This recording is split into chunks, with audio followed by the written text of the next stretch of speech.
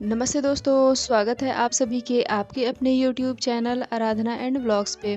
दोस्तों, आप सभी कैसे हैं? तो आशा करती हूँ कि आप सभी ठीक होंगे, अच्छे होंगे। दोस्तों, आज की वीडियो में हम जेठ माह की यानी कि ज्येष्ठ मास की पूर्णिमा की तिथि के बारे में बात करेंगे और साथ ही जानेंगे कि तिथि कब से प्रारंभ होगी, कब समाप्त हो जाएगी। पूर्णिमा की तिथि में जो मुख्य समय होता है यानी कि चंद्रोदय का समय होता है, वो कब से प्रारंभ हो रहा है। तो इन्हीं सब बातों को भी हम आज इस वीडियो में जानेंगे और साथ ही दोस्तों, क्योंकि आपने थंबनेल में देख ही लिया होगा कि क्योंकि जेठ महीने की पूर्णिमा जो है वो 2 दिनों की हमें प्राप्त हो रही है, 21 और 22 जून। तो ऐसे में संशय ये रहता है कि हमें किस दिन व्रत रखना है और स्नान और दान करना है, ठीक है। तो आज इस वीडियो में हम इसको भी क्लियर करेंगे। साथ ही जो लोग सत्यनारायण भगवान की कथा सुनते हैं या कहलवाते हैं अपने घर पे, वो किस दिन कहलवाएंगे। तो चलिए दोस्तों, बिना देरी किए वीडियो को शुरू करते हैं और जान लेते हैं सारी जानकारी को। दोस्तों, हमारे हिंदू धर्म में जेठ का महीना बहुत ही महत्वपूर्ण माना गया है। इसमें बहुत सारे व्रत और त्योहार पड़ते हैं, जैसे कि पति की लंबी उम्र के लिए वट सावित्री का पूजा और व्रत करते हैं। साथ ही गंगा दशहरा, निर्जला एकादशी का व्रत पड़ता है जो कि जेठ महीने में ही पड़ता है। तो महीना इतना पावन है, तो इस महीने की पूर्णिमा तिथि भी विशेष हो जाएगी।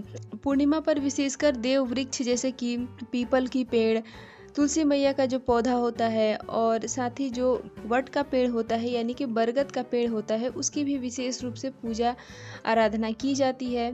और साथ ही स्नान और दान का विशेष महत्व होता है, जो कि प्रत्येक पूर्णिमा पे होता है। और क्योंकि ये जेठ महीने की पूर्णिमा है, तो ये विशेष पूर्णिमा है, तो इसलिए इस दिन हमें स्नान और दान कब कब करना है। तो चलिए इसको भी हम देख लेते हैं।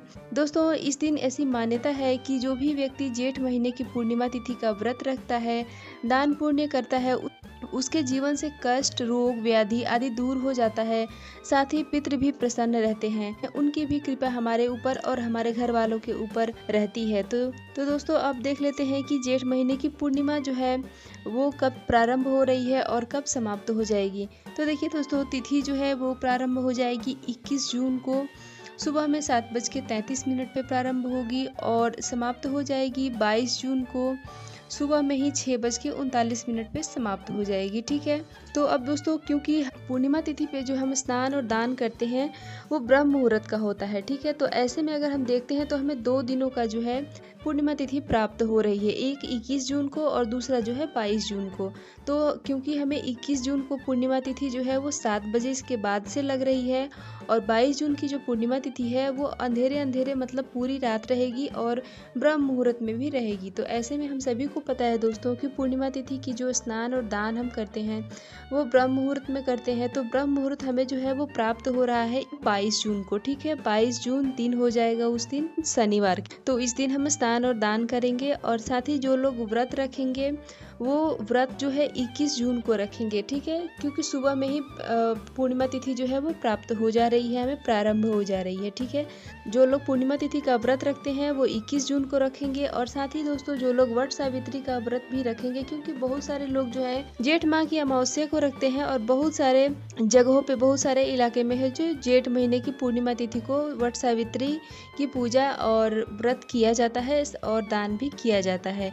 तो अगर आप अमावस्या तिथि पे अगर आपके घर परिवार में नहीं होता है, पूर्णिमा तिथि पे होता है, तो आप जो है 21 जून को व्रत रखें, ये सर्वश्रेष्ठ होगा। क्योंकि 22 जून को जो है 6:39 तक का ही समय है जो कि पूर्णिमा तिथि रह रही है। और वट सावित्री व्रत में हमें जो है दोपहर के समय यानी कि 11, 12, 1 बजे तक भी पूजा होती है। तो ऐसे में 21 जून को व्रत रखना सर्वश्रेष्ठ होगा। उस दिन होगा शुक्रवार। तो शुक्रवार बहुत ही शुभ दिन भी है, तो आप अच्छे से श्रृंगार वगैरह करके भी पूजा पाठ कर सकते हैं, ठीक है। अब स्नान और दान जो है वो 22 जून को होगा, ये क्लियर हो गया। और व्रत जो है वो 21 जून को होगा, ठीक है। अब दोस्तों, जो लोग सत्यनारायण भगवान की कथा कहलवाते हैं या फिर सुनते हैं, क्योंकि जेठ का महीना जो है वो एक तो ऐसे ही भगवान विष्णु को समर्पित होता है और पूर्णिमा तिथि जो है वो भी भगवान विष्णु को समर्पित होता है और भगवान विष्णु के साथ माता लक्ष्मी की पूजा की जाती है। तो इस दिन जो है भगवान सत्यनारायण भगवान की कथा हमें सुनना चाहिए और साथ ही आप चाहें तो पढ़ भी सकते हैं या फिर ब्राह्मण के मुख से भी सुन सकते हैं। ठीक है दोस्तों, सत्यनारायण भगवान की कथा सुनने से पहले आपको अच्छे से मतलब शुद्ध हो जाना चाहिए।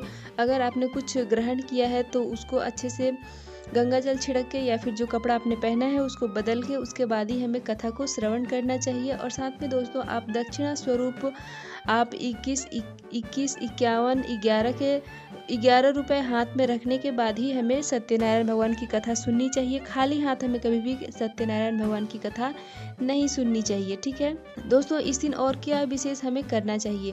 तो देखिए दोस्तों, इस दिन पूजा हमें विशेषकर जो देव वृक्ष होता है उसकी हमें ज़रूर करना चाहिए। तुलसी मैया अगर आपके घर में है, क्योंकि हम सभी के घर में तुलसी मैया का पौधा होता है, तो हमें जो है सुबह सवेरे, एक तो शुक्रवार का भी दिन है, तो हमें जो है तुलसी मैया में आप चाहें तो गाय का कच्चा दूध मिला के और तुलसी मैया को सींच सकते हैं। साथ ही पीपल वृक्ष की पूजा करते हैं। और आप अगर व्रत कर रहे हैं तो भी, व्रत नहीं कर रहे हैं तो भी पीपल वृक्ष में पूजा हमें करना चाहिए और साथ ही वट वृक्ष की पूजा भी हमें करना चाहिए। आप चाहें तो तीनों वृक्ष की पूजा में गाय का कच्चा दूध मिला के सींच सकते हैं। गाय का कच्चा दूध और गुड़ डाल के भी हमें पूजा आराधना करना चाहिए। ठीक है दोस्तों, पूर्णिमा तिथि के दिन विशेष 4 कार्य हमें ज़रूर करना चाहिए। 4 कार्य हमें ज़रूर करना चाहिए। पहला है सूर्य भगवान को अर्घ देना। ठीक है, तो सूर्य भगवान को आप सुबह सवेरे अर्घ दे लें।